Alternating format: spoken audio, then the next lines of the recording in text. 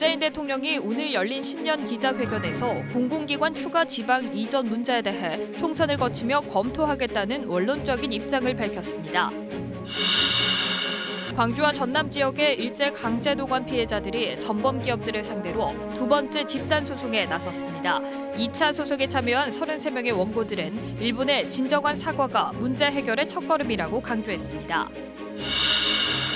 전남 지역 겨울 철새 개체수가 역대 최다를 기록해 조류 인플루엔자 발생 가능성이 높고 최근 경기도에서는 구제역 감염 항체도 잇따라 발견돼 농식품부가 방역 점검에 나섰습니다.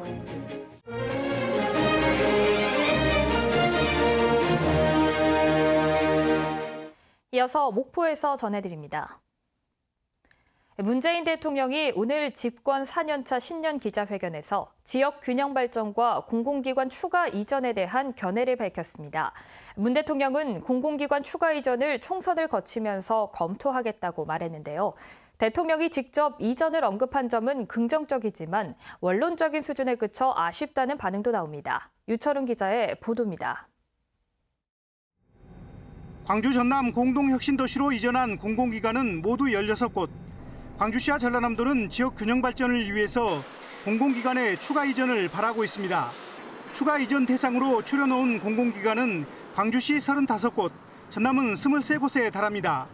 문재인 대통령이 신년 기자회견에서 공공기관 추가 이전에 대한 견해를 내놨습니다. 총선을 거치면서 공공기관의 추가 이전을 검토하겠다는 겁니다. 공공기관들의 추가적인 이전 문제라든지 또 지금 충청남도나 대전 지역에서는 혁신도시를 추가로 지정해달라는 그런 식의 요구도 있는데 그런 부분들은 앞으로 총선을 거치면서 검토해 나가겠습니다. 문 대통령은 민간 기업 이전의 중요성도 강조했습니다. 이제는 정조율을 더 높이고 그에 따라 민간 기업들이 더 혁신도시로 가고 하는 노력들을 해나갈 텐데 이 같은 언급에 대해 대통령이 직접 이전을 검토하겠다고 말한 점은 긍정적이지만 구체적인 일정과 이전 대상 등을 명확히 하지 않은 점은 아쉽다는 반응이 나옵니다. 지금까지 나온 이야기보다 진전된 게 없다 보니까 이제 지방에서 공공기관 추가 이전을 강력히 희망하고 있는 분들이 보시기에는 좀 아쉬움이 좀 있지 않을까. 그동안 정부 차원의 구체적인 입장이 없었던 공공기관 추가 이전. 대통령의 언급을 계기로 총선 과정에서 다시 수면 위로 부상할지 관심이 쏠리고 있습니다. KBS 뉴스 유초롱입니다. 순천만 스카이큐브가 운영난으로 좌초 위기를 겪고 있고 재협의 과정도 쉽지만은 않은 가운데 반대로 운영이 잘 돼도 지자체와 갈등을 빚는 곳이 있습니다. 여수 해상 케이블카를 둘러싼 문제를 곽선정 기자가 보도합니다. 지난 2014년 말 운영을 시작한 여수 해상 케이블카. 해마다 200만 명에 가까운 관광객이 이용하면서 여수의 대표적인 관광 자원으로 자리 잡았습니다. 하지만 해상 케이블카 업체와 여수시가 약속한 공익기부 이행 방식을 놓고 수년째 갈등을 빚고 있습니다. 지난 2015년 여수시는 시유지를 케이블카 이용객들을 위한 주차장으로 임시 허가를 내주면서 업체와 약정을 체결했습니다. 매출액의 3%를 여수시가 지정한 단체에 공익 기부한다는 약속입니다. 이에 따라 업체 측은 개통 이후 2년 동안 여수시 인재육성 장학회에 15억 원을 기부했지만 지난 2017년부터는 별도로 장학재단을 만들겠다며 19억 2천만 원을 납부하지 않고 있습니다. 그것은 여수 시민이 모든 것을 주차장부터 해서 그리고 교통지도까지 전체적으로 희생을 감수하면서 이렇게까지 흥행을 시켜놓은 상황입니다. 아다르고 어다르다고 꼼수 행정을 한다고. 업체 측은 주차장 임시 허가는 여수시의 자연재해 위험지구 정비 사업으로 인한 불가피한 행정행위였다고 주장하고 협약 자체가 부당하다며 여수시 공무원을 직권남용 혐의로 검찰에 고소한 상태입니다. 또 여수시가 특정 단체를 기부 대상으로 지정한 것은 기부금품법 위반 가능성이 있다고 판단한 법원 판결에 따라 기부 대상도 문제 삼고 있습니다. 실질적으로 우리는 장학재단 만들어서 여수시에 장학재단을 운영할 거고 지금 여수시가 말하는 인재육성 장학재단은 불법이기 때문에 저희들이 못 들어주겠다는 거지 안 하겠다는 것이 아닙니다. 관광 활성화를 위해 민간 자본을 유치했지만 오히려 소송전이 거듭되면서 행정력 낭비는 물론 지역사회의 논란을 낳고 있습니다. KBS 뉴스 곽선정입니다. 일제 강제동원 피해자들이 전범 기업들을 상대로 지난해에 이어 두 번째 집단 소송에 나섰습니다. 고인이 된 피해자를 대신해 참여한 유족들은 일본의 진정한 사과가 문제 해결의 시작점이 돼야 한다고 말했습니다. 하선아 기자가 보도합니다. 자신의 나이 3살 때 아버지가 일본 탄광회사로 강제동원됐다는 박영석 씨. 얼굴도 제대로 기억하지 못하는 아버지의 흔적이라곤 작업 중 탄광 붕괴 사고로 사망했다며 일본 회사 측이 보내온 사망 조의장이 유일합니다. 일본은 지금이라도 사죄하고 앞으로 그런 일이 없어야 할 것입니다. 오늘 소송은 민사소송인데만은 저는 사과를 받는 것이 우선이라고 생각합니다. 박 씨의 아버지를 비롯해 일제 강제동원 피해자 33명이 전범기업 6곳을 상대로 집단 소송에 나섰습니다. 원고 가운데 생존 피해자는 2명에 불과하고 나머지 31명도 대부분 7, 80대 고령 유족들입니다. 아버지가 살아 생전 때 이 한을 좀 풀어달라고. 소송 대상에는 파산한 홋카이도 탄광기선도 포함됐는데 유족들은 실질적인 배상이 어렵다는 걸 알면서도 일본에 사과를 촉구하는 의지를 담아 소송에 참여했습니다.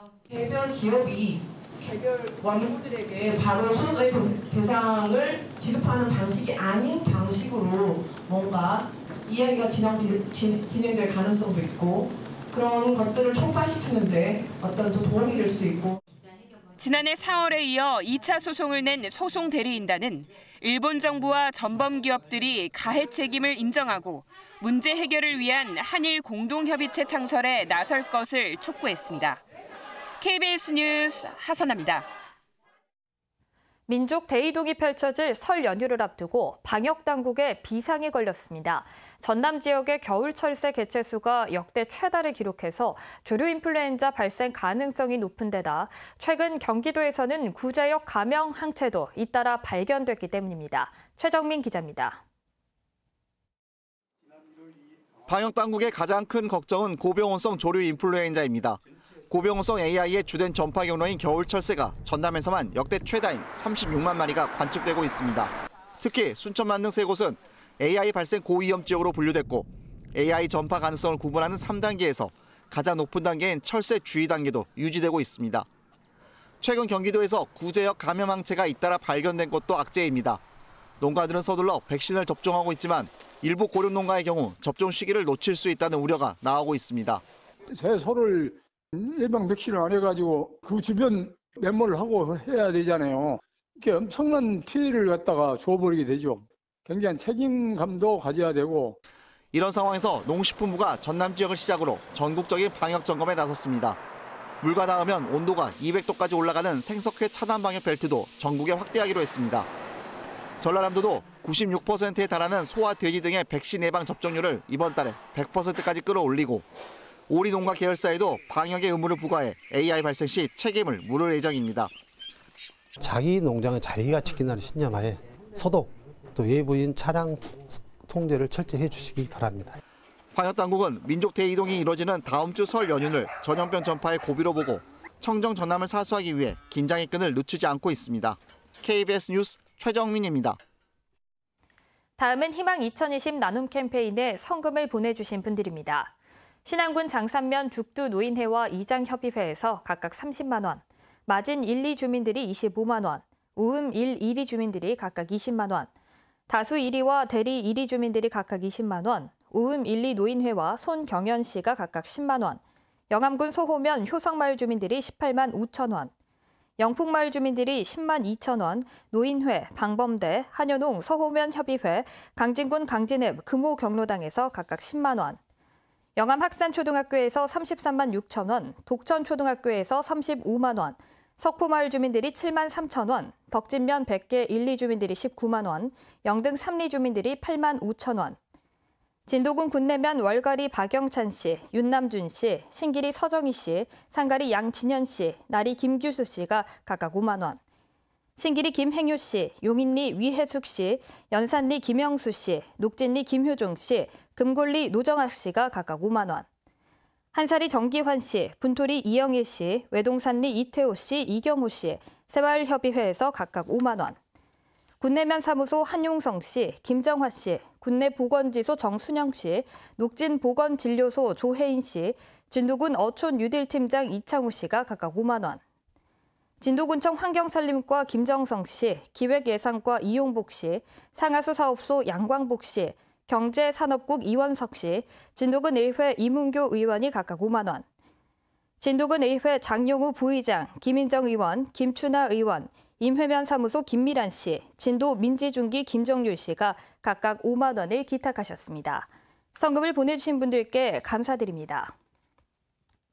무소속 손혜원 의원이 자신의 SNS에 총선에 영향을 줄 수 있다고 밝혀 관심이 쏠립니다.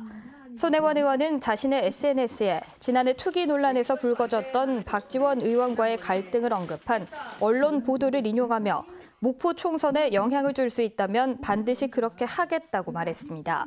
박지원 의원은 지난해 1월 목포 투기 논란과 관련해 투기가 아니라고 손혜원 의원을 지지하다 입장을 바꿨고 이후 손혜원과의 대립 구도가 형성됐습니다.